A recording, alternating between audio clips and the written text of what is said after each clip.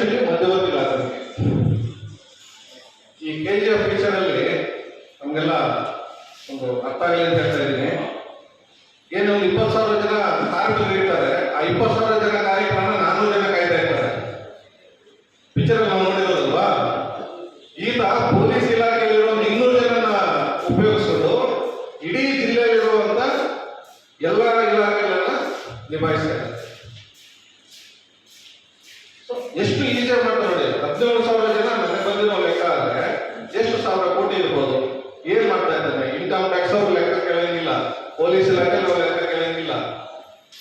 So ಕಡೆಗೆ ಮನೆ ಶುಕ್ರವಾರ ಮಾಡಿ DC ಆಫೀಸ್ಗೆ ನಾವು ಮೆಮೊರನ್ನ ಕೊಟ್ಟಿದ್ದೀವಿ.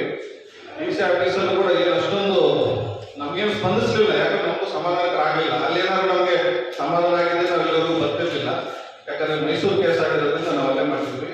ಇಲ್ಲಿ ಮಾಡೋದ್ರ ಉದ್ದೇಶದಿಂದ ಇದು ರಾಜ್ಯದ ಸುದ್ದಿ ಆಗಿದೆ ಅಂತ ಎಲ್ಲಾ ಜಿಲ್ಲೆಗಳ ಜನ ಕೂಡ ನಾವು ಸೋಷಿಯಲ್ ಮೀಡಿಯಾದಲ್ಲಿ ಸುಮಾರು ಜನ ಫೋನ್ ಮಾಡ್ತಾ ಇದ್ದಾರೆ ಬೇರೆ ಬೇರೆ ಜಿಲ್ಲೆಗಳಿಂದ.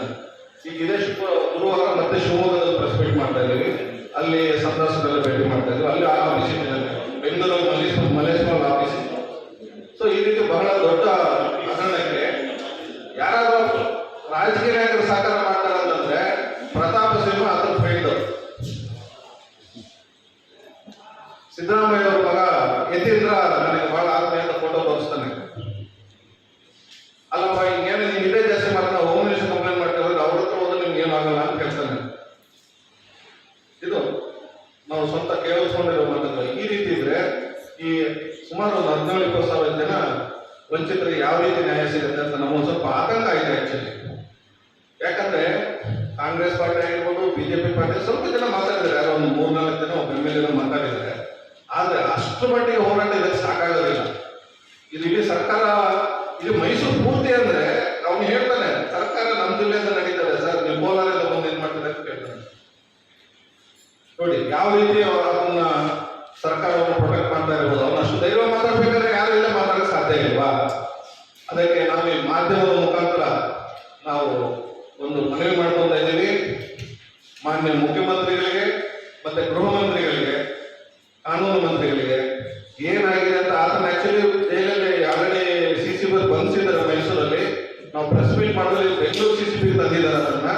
ಆತನ ಯಾವುದೇ ರೀತಿ ಸತ್ಯಕ್ಕೆ ಬೇಲ್ ಕೊಡಬೇಡಿ. ಆತನ ಈ ಬಂಗಾರ ಮಾರಿರೋದನ್ನ ಎಲ್ಲ ಅಧಿಕಾರಿಗಳಿಗೂ ಹೇಳ್ತಾನೆ, ಪೊಲೀಸರಿಗೆ ಸರ್ಕಾರ ಸಂಬಂಧಿತ ನನ್ನ ಕಡೆ ನೋವು ಜಾಸ್ತಿ ಇದೆ. ಅಧಿಕಾರಿಗಳು ಯಾರು ಚುನಾವಣೆ ಮಾಡ್ಬೇಕಂದ್ರೆ ನಾನು MLA ಫೀಡ್ ಮಾಡ್ತೀನಿ, MP ಫೀಡ್ ಮಾಡ್ತೀನಿ, ಈಗ ಮಾಡಿಲ್ಲ. ಎದುರಿರೋರ್ಗೂ ಅವ್ರ ಸಂಬಂಧ ಇಲ್ಲ. ಯಾಕಂದ್ರೆ ಪಾಪ ಅವ್ರಿಗೇನು ಗೊತ್ತಿಲ್ಲ, ಅವ್ರು ಯಾರು ಸಾರ್ವಜನಿಕರಲ್ಲಿ ಗುರುತಿಸ್ಕೊಳ್ಳೋದಿಲ್ಲ. ಅದ್ರ ನೇರವಾಗಿ ಹೇಳ್ತಾನೆ, ಪ್ರತಾಪ್ ಸಿಂಹಗೆ ನಾನು ಸಪೋರ್ಟ್ ಮಾಡಿದ್ದೀನಿ ಅಂತ ಹೇಳ್ತಾನೆ. ಅವರು ಉದ್ಘಾಟನೆಗೆ ಹೋಗ್ತಾರೆ. ಇದುವರೆಗೂ ಅವ್ರೇನು ಬಾಯಿ ಬಿಡ್ತಾ ಇಲ್ಲ. ಪ್ರತಾಪ್ ಸಿಂಹ ಅವರು ಮಾತಾಡ್ಬೋದಿತ್ತಲ್ಲ, ಏನಾದ್ರು ಒಂದು ಸಣ್ಣ ವಿಷಯ ಮಾತಾಡಿದ್ರೆ ಪ್ರತಾಪ್ ಸಿಂಹ ಅವರು ಕೂಗಾಡ್ತಾರೆ. ಸಂತೋಷ, ಅವರು ಮಾಧ್ಯಮದಲ್ಲಿ ಇರುವಂತ ವ್ಯಕ್ತಿ ಅಂತವ್ರು MP ನಮ್ಗೆ ಬಹಳ ಖುಷಿ ಆಗಿದೆ. ಈಗ ಯಾಕೆ ನೀವು ಮಾತಾಡ್ತಿಲ್ಲ ಅಂತ ನಾವು ಪ್ರಶ್ನೆ ಮಾಡ್ತಾ ಇದ್ದೀವಿ. ನಮಗೋಸ್ಕರ ಮಾತಾಡಿ ಅಂತ ಹೇಳ್ತಿಲ್ವಲ್ಲ, ನಾವಿದ್ರಲ್ಲಿ ರಾಜಕೀಯ ಮಾಡಕ್ ಬಂದಿಲ್ಲ, ಸಾರ್ವಜನಿಕರು ಮಾತಾಡಿ.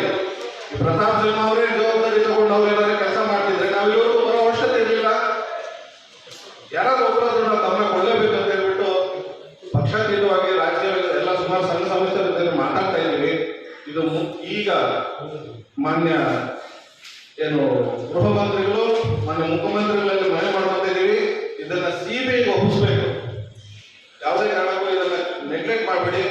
ಎಲ್ಲ ಸೋಷಿಯಲ್ ಮೀಡಿಯಾದಲ್ಲಿ ಬಂದಿದೆ, ದೊಡ್ಡ ಮಾಧ್ಯಮದಲ್ಲಿ ಬರದೇ ಇರ್ಬೋದು, ಸೋಷಿಯಲ್ ಮೀಡಿಯಾದಲ್ಲಿ ಬಂದಿದೆ. ಹೆಣ್ಣು ಮಕ್ಕಳ ಗೋಳನ್ನ ನಾವು ಕಣ್ಣಾರ ಕಂಡಿದ್ದೀವಿ. ದಯವಿಟ್ಟು ತಮ್ಮೆಲ್ಲರ ಮುಖಾಂತರ ನಾವು ಮನವಿ ಮಾಡ್ಕೊತೀವಿ, ಇದನ್ನ CBIಗೆ ಅಥವಾ ಅಲ್ಲೇನಿಲ್ಲ EDಗೂ ಎರಡಕ್ಕೂ ಕಂಪಲ್ಸರಿ ಕೊಡ್ಬೇಕಂತ ನಾವು ಒತ್ತಾಯ ಮಾಡ್ತಾ ಇದ್ದೀವಿ. ಈ ರಾಜ್ಯ ಪ್ರವಾಸ ಮಾಡ್ತಾ ಇದ್ದೀವಿ ಎಲ್ಲಾ ಜಿಲ್ಲೆಗಳಲ್ಲೂ. ಈ ಗುರುವಾರ ಶಿವಮೊಗ್ಗದಲ್ಲಿದೆ. ಎಲ್ಲಾ ಜಿಲ್ಲೆಗಳು, ಸುಮಾರು ಜಿಲ್ಲೆಗಳು ಮುಗಿಸ್ಕೊಂಡು ಸಂತ್ರಸ್ತರನ್ನ ಚರ್ಚೆ ಮಾಡಿ ನೀವೆಲ್ಲ ಕ್ರಮ ತಗೊಂಡಿಲ್ಲ ಅಂದ್ರೆ ಬೃಹತ್ ಆಕಾರದಲ್ಲಿ ನಾವೆಲ್ಲ ಪ್ರತಿಭಟಿಸಬೇಕಾಗತ್ತೆ ಅಂತ ಹೇಳ್ಬಿಟ್ಟು ಈ ಮೂಲಕ